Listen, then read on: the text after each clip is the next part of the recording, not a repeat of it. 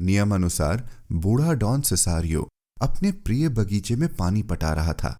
बगीचा सड़क की सतह से ऊपर था। पत्थर की 3 सीढ़ियां चढ़कर उसमें प्रवेश किया जा सकता था। बागीचा लोहे की नीची फेंस से घिरा हुआ। सड़क वीरान थी, इसलिए जब अगले ब्लॉक पर एक आदमी नमूदार हुआ तो मेरा ध्यान उसकी ओर गया।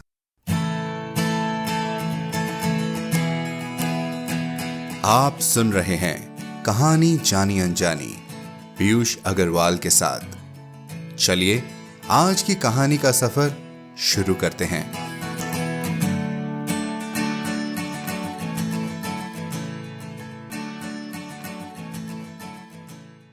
नमस्कार दोस्तों, कहानियों की पोटली से एक और कहानी आपको सुनाने आया हूं। क्या आप तैयार हैं? लेकिन पहले बताइए कैसी लगी आपको हमारे पिछले शुक्रवार की कहानी गौरी। उस कहानी को पढ़ने में मुझे तो बहुत मजा आया और उतना ही मजा आया समीर ठुकराल जी का ईमेल पढ़कर। ये लिखते हैं कि इन्हें और इनकी वाइफ को कहानी जानी अनजानी पर शानदार बहुमूल्य कहानियां सुनना बेहद पसंद है और हमें किसी भी हाल में रुकना नहीं चाहिए। यहां तक कि इन्होंने अपने पसंदीदा कहानियों के नाम भी भेजे हैं, जिनमें मेरी फेवरेट साइकिल की सवारी शामिल है और साथ ही अपनी आवाज में एक कहानी भी शेयर की है। थैंक यू समीर जी। बस यूं ही आप भी हम पर प्यार बरसाते रहें, ये रिश्ता निभाते रहें। तो कुछ मत सोचिए और जहां भी आप हमें सुन रहे हैं, लिख दीजिए आपके मन में छुपी कहानी जानी अनजानी के लिए बात। हमें ईमेल भी कर सकते हैं hello@piyushagarwal.com पर। तो इन्हीं बातों के सिलसिलों के साथ आगे बढ़ते हैं आज की कहानी की तरफ। आज की कहानी का नाम है द रिटर्न, जिसे लिखा है फर्नांडो सोरेंटिनो ने और अनुवाद किया है विजय शर्मा जी ने। ये मेरे द्वारा सुनाई गई आज तक की कहानियों से काफी अलग है। कुछ लोग इसे स्पूकी या रहस्यमय भी कहेंगे। अब अलग कैसे है, ये तो कहानी सुनकर ही आप जान पाएंगे।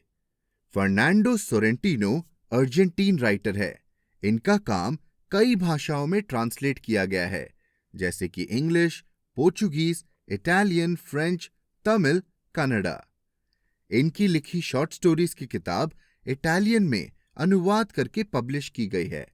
तो अब आप कहीं इत्मीनान से बैठ जाएं और हम शुरू करते हैं आज की कहानी।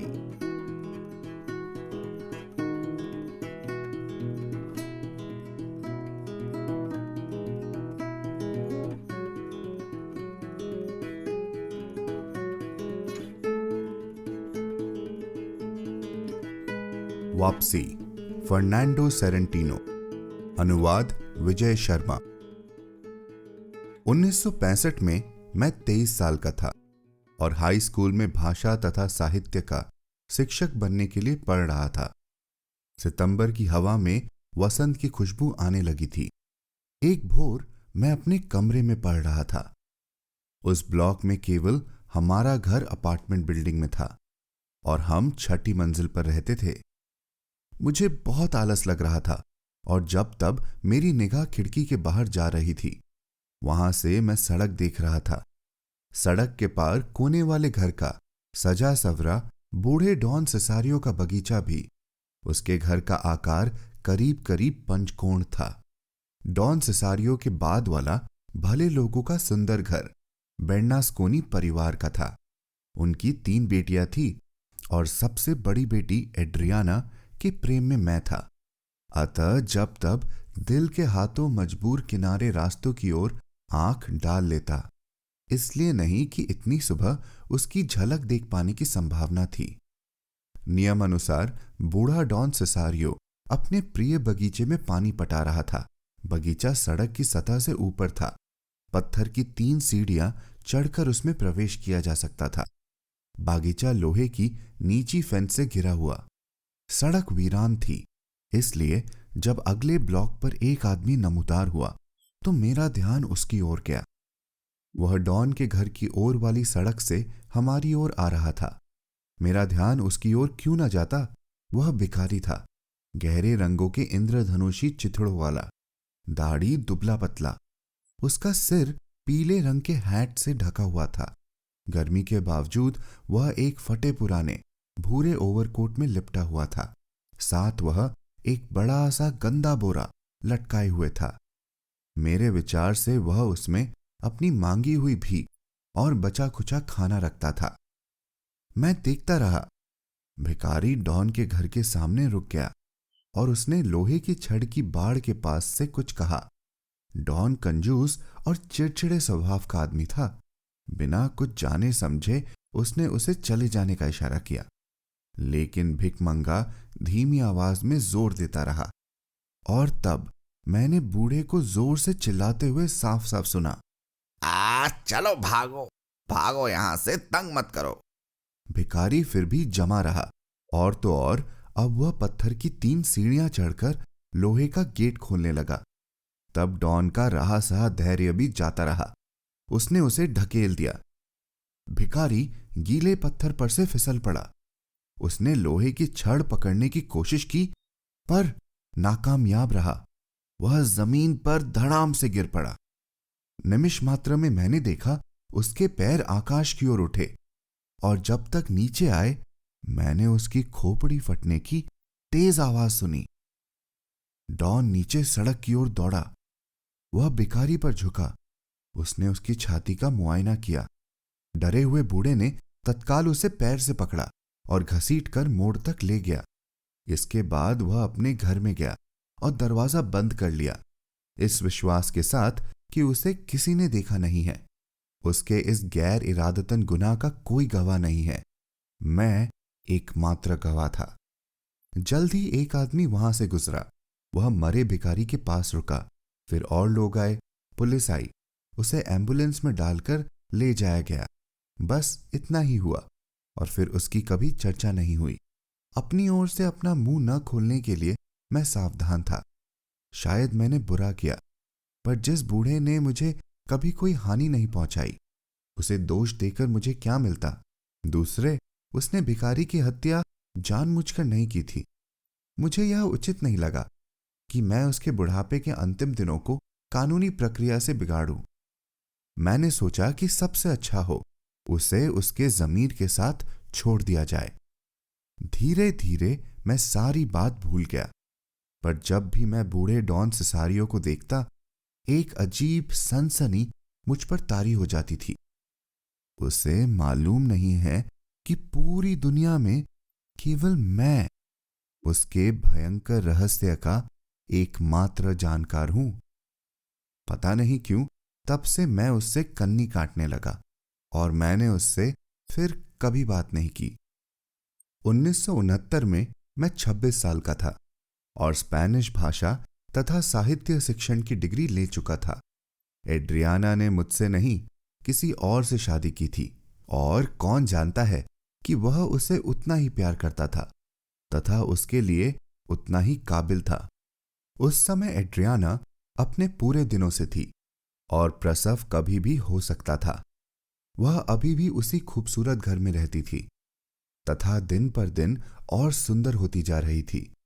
उस समय भरी गर्मी के दिसंबर की भोर में परीक्षा की तैयारी कर रहे कुछ लड़कों को मैं ट्यूशन दे रहा था, और सदा के आदत के अनुसार जब तब उदास नजर सड़क के पार डाल लेता।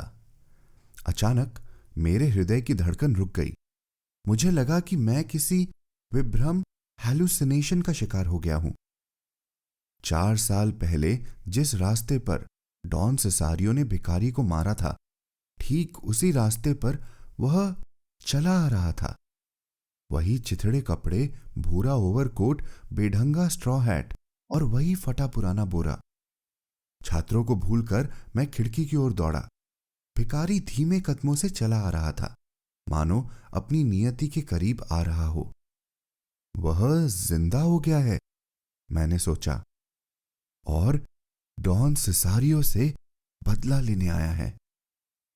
खैर, अब वह किनारे से होता हुआ लोहे की बाड़ से आगे बढ़ता रहा, और तब वह एड्रियाना के घर के सामने रुका।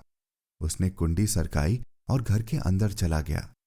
मैं अभी आया, मैंने छात्रों से कहा और पागल की तरह लिफ्ट की ओर भागा। सड़क पर निकला और दौड़ते हुए एड्रियाना के घर में घुसा। उसकी मां दरवाजे पर खड़ी थी, मानो कहीं जाने वाली हो। उसने मुझसे कहा, वाह, अरे अजनबी तुम यहां, चमत्कार रुकेगा क्या? वह सदा से मुझे पसंद करती थी।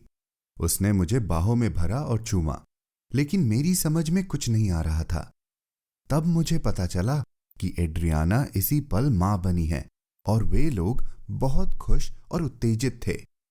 मैं अपने विजेता प्रतिद्वंदी से हाथ मिलाने के सिवा क्या कर सकता था? मुझे मालूम नहीं था कि कैसे पूछूं और मन में तर्क किया कि चुप रहना है या नहीं। और तब मैंने एक बीच का रास्ता निकाला।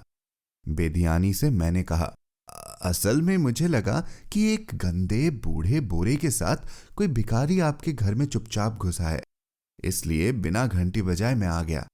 मुझे लगा कि वह कुछ चुरा न ले जाए। वे लोग मुझे आश्चर्य से देखने लगे। भिखारी, बोरा चोरी।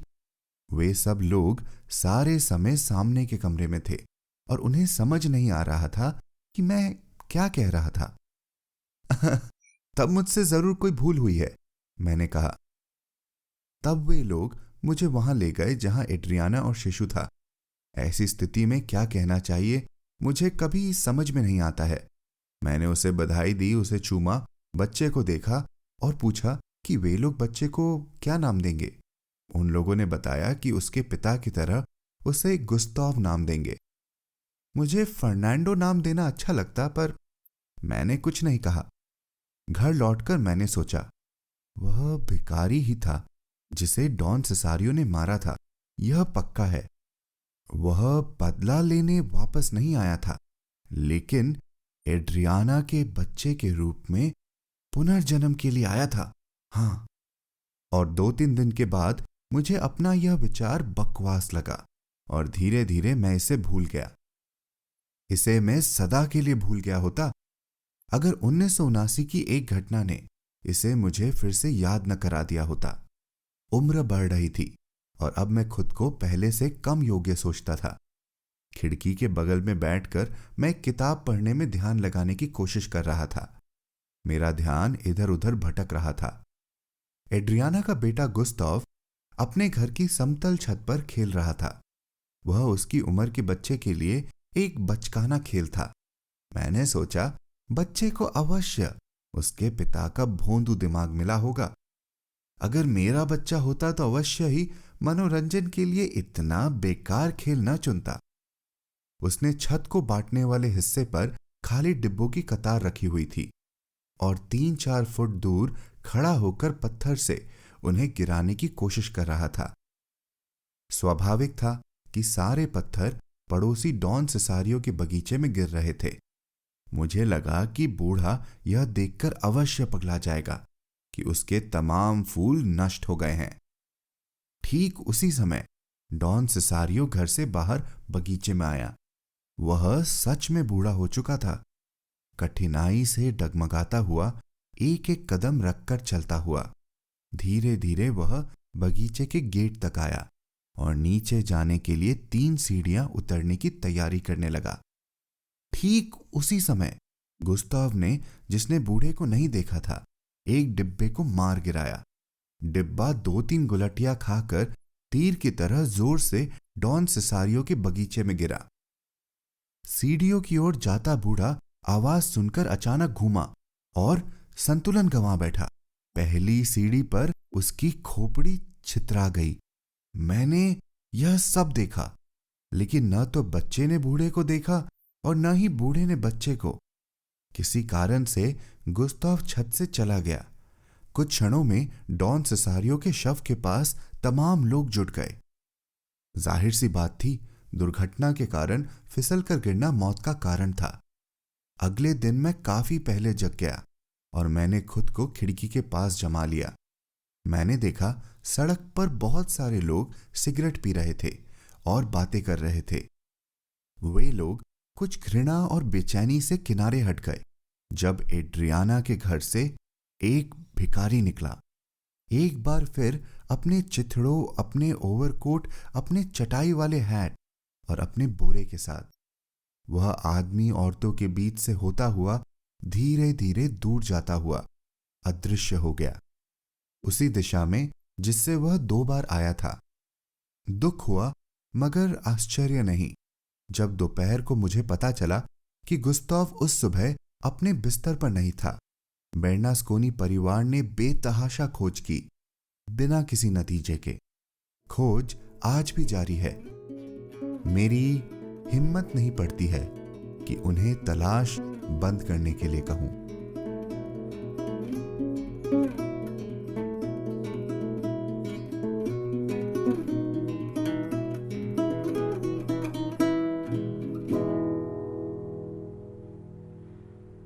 अब कहानी तो सस्पेंस से भरी खूब मजेदार थी, पर क्या आपने उसका मजा लिया? आपको क्या लगता है, ऐसे कोई वापस आ सकता है और फिर अपना मकसद पूरा कर गायब? हमें जरूर बताएं hello@piyushagarwal.com पर। हमें ये भी बताएं कि आपको कहानी कैसी लगी। क्या हमें ऐसी और कहानियां लानी चाहिए? Apple podcast, Podchaser, Castbox या जहां भी आप ये कहानी सुन रहे हैं, वहां अपना रिव्यू या कमेंट डालना न भूलें। हर महीने आप ही की तरह हजारों लोग कहानी जानी अनजानी पर कहानियां सुनते हैं और हमें आपके रिव्यूज का इंतजार रहता है। तो जनाब मोहतरमा, 2 मिनट समय निकालिए और एक रिव्यू डाल दीजिए। अब इतना तो हक बनता ही है, क्यों? इसी नोट पर अगले हफ्ते एक नई कहानी के साथ मिलने का वादा लेकर मैं आपसे विदा लेता हूं। हर शुक्रवार आप तक नई कहानियां लाने का श्रेय मैं अपनी टीम को देना चाहूंगा। आज के एपिसोड की प्रोड्यूसर हैं देवांशी बत्रा और एडिट किया है प्रीतेश भंडारी ने। आप सुन रहे थे कहानी जानी अनजानी पीयूष अग्रवाल की आवाज में, जो कि इंडी पॉडकास्टर की एक पेशकश है। तो हम आपसे मिलते रहेंगे हर शुक्रवार। तब तक के लिए अपना ध्यान रखिए, स्वस्थ रहिए और मुस्कुराते रहिए।